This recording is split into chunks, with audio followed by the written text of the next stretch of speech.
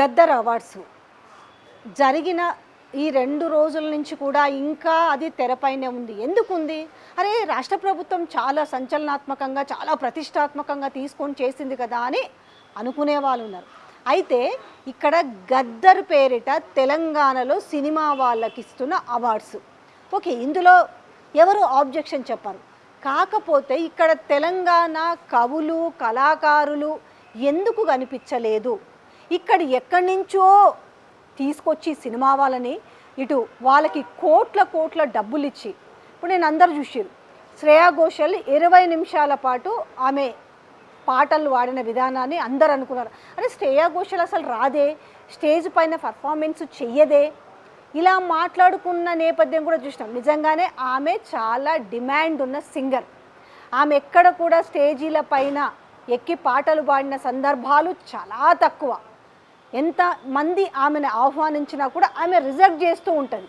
So నేను ఆమెకిచ్చే remuneration గురించి ఆమెకి ఎంత డిమాండ్ ఉందనేది నేను మాట్లాడతలేను. కాకపోతే తెలంగాణకు సంబంధించి పాటలు పాడేటోళ్ళు లేరా? తెలంగాణలో సినిమా పాటలు పాడేటోళ్ళు లేరా? వాళ్ళని పక్కన పెట్టి ఇవాళ శ్రేయా ఘోషల్కి 1,65,00,000 పెట్టి ఆమెను రికమెండేషన్ చేసి, ఆమె మామూలుగా రాలే, ఫస్ట్ రిజెక్ట్ చేసి నేను రాను పోని, నేను మంచి షోలకే రాను, దీనికి నేనెందుకు వస్తా అన్నది. అయితే ఇక్కడ రోహిన్ రెడ్డి తెలుసు కదా చాలామందికి, ఎప్పుడు ముఖ్యమంత్రి వెనకాలనే కనపడుతుంటాడు. మొన్న కూడా ఈ గద్దర్ అవార్డు ఫంక్షన్లో తెలంగాణ ముఖ్యమంత్రి రేవంత్ రెడ్డి వెనకాలే కూర్చొని ఉన్నాడు కదా. ఒక్కసారి మీరు ఈ విజువల్స్లో చూడండి.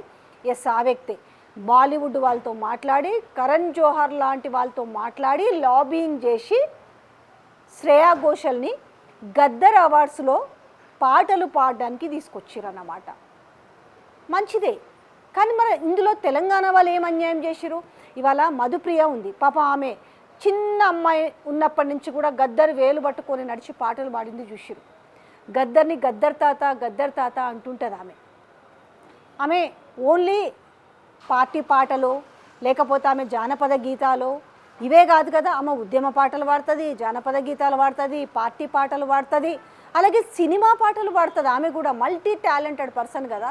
మరి మంగ్లీకి అవకాశం ఇచ్చిరు కదా, తెలంగాణ యాసలో పాడుతుంది, తెలంగాణ యాసలో మాట్లాడుతుందని సింగర్ మంగ్లీకి అవకాశం ఇచ్చిరు కదా. మరి తెలంగాణలో పుట్టిన బిడ్డ ఇక్కడ మధుప్రియ ఏం పాపం చేసింది? మధుప్రియ అర్హురాలు కాదా? అలాగే మిట్టపల్లి సురేందర్ అందరికీ తెలిసే కదా. మిట్టపల్లి సురేందర్ ఎంతెంత మంచి పాటలు రాస్తాడు, ఎంత మంచిగా పాటలు పాడతాడని, కానీ ఎక్కడ మరి ఆ వేదిక పైన కనబడలేదే. అలాగే ఇంతింత డబ్బులు వెచ్చిచ్చారు కదా. ఇప్పుడు నిధి అగర్వాల్ డ్యాన్స్ చేయడానికి 20 లక్షలు, దేవిశ్రీ ప్రసాద్కు ఒక 60 లక్షలు, ఇట్లా వ్యాఖ్యాతల గురించి కూడా మాట్లాడుకుంటే ఆ వ్యాఖ్యాత ప్రదీప్కి వచ్చేసి 6.5 లక్షలు, సుమకు 6.5 లక్షలు. వాళ్ళు కూడా బోతారు డిమాండెడ్ ఉన్న వ్యాఖ్యాతలే. కానీ ఇక్కడ లేరా? తెలంగాణ గురించి, గద్దర్ గారి గురించి 4 మంచి ముక్కలు చెప్పి ఆ స్టేజ్ని ఉర్రూ తలూగించే వ్యాఖ్యాతలు దొరకలేదా? ఉదయభాను లేదా? మరి ఉదయభానికి ఎందుకు అవకాశం ఇవ్వలేదు? ఇవాళ ఇలాంటి ప్రశ్నలన్నీ తలెత్తుతున్నాయి. ఇవాళ వాళ్ళు చెప్తున్న ప్రకారమే ఏంటి, డెకరేషన్స్ అవి కాకుండానే 11.5 కోట్లు ఎంతో ఖర్చు అయిందని చెప్తున్నారు కదా. ఎందుకు తెలంగాణలో ఎంతమంది కవులు, కళాకారులు, ధింసా నృత్యాలు, డప్పులు ఎన్ని ఉన్నాయి అసలు? ఇది నేను ఎందుకు మాట్లాడుతున్నా అంటే, మీరు చాలా ప్రతిష్టాత్మకంగా తీసుకున్న గద్దర్ అవార్డ్స్ గురించి కాబట్టి, గద్దర్ గురించి 4 మంచి ముక్కలు కానీ, ఆయన ఆశయాలను కానీ తలుచుకున్న వాళ్ళు ఒక్క ఆర్ నారాయణమూర్తి గారు మినహాయించి ఆ వేదిక మీద ఎవరైనా కనిపించిరా? ఎందుకు ఇంత అంటే, తెలంగాణ గడ్డ మీద తెలంగాణ ఉద్యమకారుడు, పోరుబాట పట్టిన ఒక ధీరుడు, ఎన్ని చెప్పుకున్నా తక్కువే కదా గద్దర్ గురించి.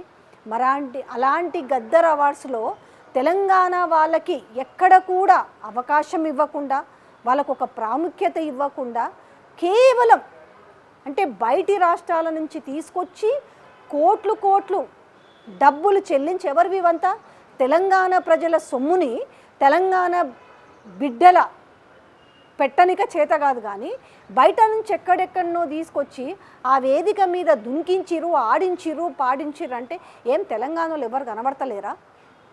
ఇవాళ అందరిలో ఈ బాధ ఉంది. అందుకే మధుప్రియ తన స్టేటస్లో అక్కడ కూని రాగాలు తప్ప కనీసం గద్దర్ తాతను తలుచుకునే వాళ్ళు ఒక్కరు కూడా లేరనిపించింది. పేరుకు మాత్రమే. నిజంగా తెలంగాణ ఉద్యమకారులకు కానీ తెలంగాణ బిడ్డలకు కానీ నిజంగా ఎంత బాధ అయితే ఆత్మ ఘోషిస్తుంది. ఆయన ఆత్మ కూడా ఘోషిస్తుండొచ్చు. ఎందుకు నా పేరు మీద ఇది పెట్టినని. పేరు మాత్రమే అక్కడ, కానీ సోకులు మాత్రం వేరే అన్న విధంగా ఏ విధంగా ఉందన్నది కోట్లు గుమ్మరిచ్చి ఇక్కడ తెలంగాణలో ఉన్న కళాకారులు ఈరోజు అన్యాయం చేసిరు. తెలంగాణలో ఉన్న కళాకారులని అవమానపరిచిరు. అసలు తెలంగాణలో మీకు టాలెంటెడ్ పీపులే కనిపించలేదా? ఇవాళ తెలంగాణ గురించి, బతుకమ్మ గురించి, సంస్కృతి సారథ్యం గురించి మాట్లాడుతున్న మరి కవితకు కూడా ఇది కనబడలేదా? దీని గురించి ఎక్కడన్నా ఒక మాటే కానీ, ఒక మెసేజే కానీ, ఒక ట్వీటే కానీ ఎక్కడైనా రాలేదంటే ఇంక అర్థం చేసుకోవచ్చు నిజంగా కళాకారుల గురించి ఎవరు ఆలోచిస్తారు, తెలంగాణ గురించి ఎవరు ఆలోచిస్తారు అనేది అర్థమవుతుంది. ఈ కోట్ల రూపాయలు పక్క రాష్ట్రాల నుంచి తీసుకొచ్చి నేను వాళ్ళ టాలెంట్ నేను తప్పుపడతలేను, కానీ అంతకు మించిన టాలెంట్లో ఇక్కడ కూడా ఉన్నారు కదా, వాళ్ళకు కూడా గుర్తింపిచ్చుంటే బాగుంటుంది అనేసి ఈరోజు యావత్ తెలంగాణ సమాజం మొత్తం కోరుకుంటుంది.